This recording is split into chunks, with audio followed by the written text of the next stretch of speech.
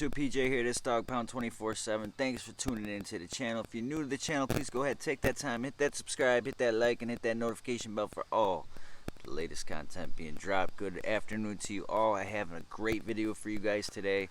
It's this video I'm gonna break down how to pass a drug test while incarcerated in prison. Okay. And I'm going to be the first to tell you that, yes, this can get you jammed up. Even, the consequence could be a little bit more severe. But listen, if you're slick with it, it will work. But like I said, this is like use it at your own discretion, okay? This is like, I'm not guaranteeing you it works every time. It's just a matter of how slick you're with, doing this, or, it's pretty much on you, okay? I'm going to break this down. I'm going to break down the whole situation, the process of doing this, and the whole nine, alright? I want to make this video because if somebody like me, like when I was incarcerated throughout my 6 years, occasionally I used to like to smoke a little reefer, a little weed. Doesn't hurt nobody. That's my opinion. And it's a huge stress reliever, you know what I mean? When I was really stressed out, bummed out, occasionally I'd like to smoke a little bit. And I hate to see somebody go to the SHU for a long period of time for just smoking a little weed. I think they should change these rules and regulations in prison with smoking weed, okay? Because it's ridiculous. The stuff is pretty much legal in the streets now. And they're sending people to the SHU for 6 months for dirty urines behind this. And when I tell you the SHU, it's where you're locked down 23 hours out of the day, solitary confinement for smoking some weed. That is quite crazy, if you ask me. If you agree with me, hit that thumbs up, because I wanted to see where people stand with, if you guys agree with what I'm saying, I truly appreciate it. But let's get into this. I'm going to break this down. Like I said, this is use at your own discretion. And like I said, you just gotta be slick with this. But this is pretty much how I would pass, my urine test. Well, or mouth swab, because I had one mouth swab at a time. If they, don't have, sometimes they'll do mouth swabs. So you gotta be prepared for both, and I passed both, luckily. So I'm gonna break down the first process, how to make it, and all this. It's very, very simple. Pretty much what I would do if I went and smoked, like say on a late night, usually it was on the weekends, I blow back a little stick or something, and you got to do what you got to do to try to pass it. So what I would do, okay, this is what I did. I would take a Colgate toothpaste container, alright? You could buy them on commissary or whatever toothpaste. It don't have to be Colgate, but that's what we had. And I would empty out all the toothpaste out of the container, right? Alright, usually it's got the flip cap. Those are the ones you want to get. If you can't, you can't. But the best is with the flip cap. Anything, it doesn't even have to be a toothpaste container, okay? It can be anything, a bottle that will contain some sort of liquid with a flip cap, okay? And what you were going to do is you're going to get all that toothpaste out of there. You're going to clean it very, very well, that container, okay? You're going to clean it. Like, get all the toothpaste out of it, soap and water, and clean it, okay? And then you're going to try to boil it. Or, if you can't, they have stoves in your facility, if microwaves, whatever you can. Try to boil it to get it, clean it really, really well, okay? It gets helps get rid of the smell of the toothpaste as well. So you're going to get that all cleaned up, right? So you're going to then take, what do you call it? Like a little tea bag. Or you can use a little coffee. It doesn't matter. I've used both. You're going to make that. Alright, you're going to take a tea bag, you're going to get a cup of water, alright, warm water, whatever, and you're going to dip that tea bag in there for about a good 5 to 10 seconds, okay, just long enough where the color of the water starts to turn, okay, from the tea bag. It could be like kind of like a yellowish, brownish color, okay. It looks like urine where you look like you're a little dehydrated, like you're not drinking enough fluids throughout your day. That's what it's going to look like, alright, but it passes every time. Alright, so you're going to take that and you're going to put it inside the toothpaste container, okay, mind you. And you're going to, fill it up all the way up, and then you're going to pretty much keep it in there, cap it off, and then you're going to rig something up, okay. This is where it's very important. You're going to want to keep this on you at all the time, okay. If you're in the box, if you're in the SHU and you're smoking weed in the SHU, because they do drug tests while you're in there as well, it's good to have this on you at all the time. And be prepared, okay? While you're think you're dirty because, mind you, when you smoke weed in prison, mind you, you're smoking just a little stick, okay?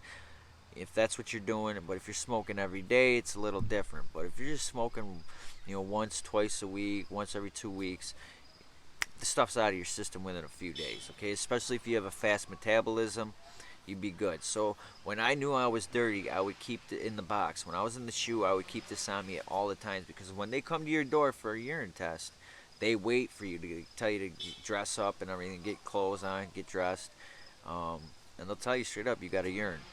And they'll watch you through the door getting dressed, so you won't have time to go do it, rig it up, and all that. So you want it on you at all the times and ready to go. Yeah, it's a pain in the ass, but it's just it's part of the game, right? So what I would do is it's very uncomfortable too, but it works. I'm telling you, it saved my ass a couple different times. So you're gonna take the toothpaste container and you're gonna take rubber bands if you can get rubber bands or anything where you can. Sorry, ladies, but fasten it to your joint. Put it like that. All right. So what I would do is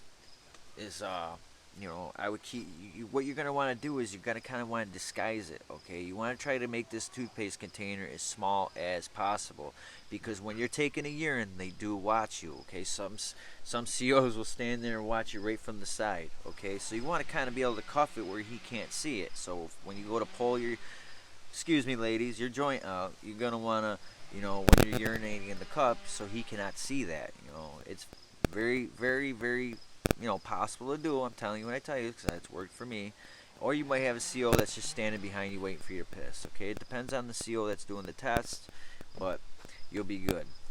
So you'll figure it out. Figure out the best way to, attach it to you where you can pull your thing out along with the toothpaste container or whatever container you're using that's small enough where you can cuff it without them seeing, and you want to kind of try to place it underneath, underneath. You get what I'm saying? So you can pull it out with what I'm saying. You get what I'm saying? So and that's all you need, people. You just urinate in the cup, all right, and it stays warm. It's like body temperature because you have it on you at all times, all right. And 9 times out of 10 they don't even fully. You put it in the cup and then cap it, and you're on your way. All right, they're not investigating the cup as long as it's got that color to it. You're good money. All right. And like I said, but like if you're not in the shoe, you just want to make sure you have that all the time because if you're on the dorm or whatever, if you're in a medium and you're in dorms and not cells, they just get that phone call, and they usually come pick you up, a bunch of you from your dorm, and then you have time to go get it. You don't have to have it on you all the time, but I always keep it on me. That's me, so I know I'm ready to go if I know I'm gonna fail for smoking some weed. Make sure you have it on you. That's my advice. So you're just ready to go. Because when they call, make that phone call. You gotta go get stated down, get all your your clothes on, your state boots, all that. That's in New York State anyway. And then you don't gotta deal 5 minutes trying to get this thing attached to you. So I try to keep it on me throughout the whole thing, and it's paid off every damn time. But when you're making the water, that's the thing. You got to make sure when you dip in that tea bag, you don't want to make it too dark. You want to make it just right on what it looks like, piss. So here's the other thing, okay, for mouth swabs, okay, and I even used to do this for parole because when I went to parole, they didn't do urines. They did nothing but mouth swabs, all right? This worked every time too, okay? This is easier. I loved mouth swabs. I only got swabbed once, though, in prison. But what I would do is because I know I used to be ready for both, either or, all right, and because they won't tell you until you get down there, so you got to have both of these on you, all right. What I would do is you take a little. You can get them anywhere because if you're a porter or whatever on the dorm or anywhere, you can get a hold of latex gloves, okay. So what you're gonna do with these latex gloves, you're gonna cut off the finger, okay, and what you do is you cut off that finger because you don't listen when you make this you don't need a ton of water, just enough to absorb the sponge of the swab enough. That's all they need. So what you're going to do is you're going to cut off the finger of this latex glove, fill it with water, and make a little water balloon about yay big. That's all you need, yay big. And then you knot it off, and then you're going to stick it up in the back of your gum line, up by your gums, up in the corner. See, the thing is, when it's a little water balloon, it smushes, so your cheek's not sticking out like it would be like a hard candy up there, you know. So that's what you do. You just use a little rubber latex glove, stick it up in there, it stays up there nicely and firmly. And then when you go do this mouth swab, it's very important you don't absorb a lot of your own saliva. Because when they give it to you, they're not staring right at you doing this. They're usually bullshitting with somebody or talking to somebody else. So you just take the swab, stick it in your mouth, and then you're going to bring down with your tongue, bring down that water balloon, and you're going to bust it open with your teeth. And as soon as you bust that open, you're going to take that swab and try to absorb as much water as you possibly can. All right, and then once you do, you still want to keep it in there and try to tuck up the balloon back up in your cheek so that you don't see it. It's very easy process, quick process. Try to practice a couple times. It's good to practice to make sure you get it on point. It's very easy though. And then you absorb all the water and you just keep acting like you're swabbing your mouth with it. And meanwhile, it's nothing but straight water in that sponge, okay? And that's it. You hand it back to them and then they squeeze it in there. It's like, and you watch, it's just straight water. Okay, even it doesn't hurt it if you get a little bit of saliva in it because that water dilutes it. You're good money.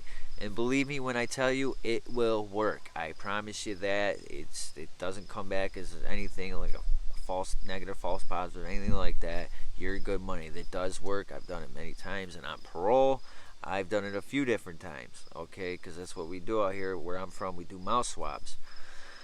So yeah, people, I just wanted to share that with you. I hope this video can help somebody. And believe me when I tell you, this is very risky. It's like use at your own discretion. Okay, and you just gotta be slick with it, all right? Especially the one with the toothpaste bottle. And then, if you got a flip cap, as you pop that cap, it makes kind of like a little noise. So you want to make some sort of, noise as soon as you're ready to pop that cap, like like a little cough. Cover that up, and you'll be good money. You just gotta be smart about it. Be a little slick, and if you're not smart and you're not that like MacGyverish, with that kind of stuff, I don't advise you try. Because if you do get caught doing it, they will charge you with more tickets, and you'll get crazy shoot time, and on top of the dirty urine, because they'll automatically fail you anyway, and it's just not good.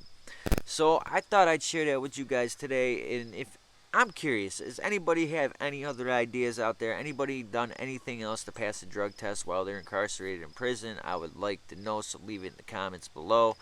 And if anybody has any comments towards this, I truly, truly appreciate it. And I appreciate everybody tuning in and watching these videos. It means a lot to me. And like I said, I'm just trying to help the next man. That is my goal and my only goal. So I appreciate everybody. I appreciate, all the great comments. You guys are awesome, and I mean that from the bottom of my heart.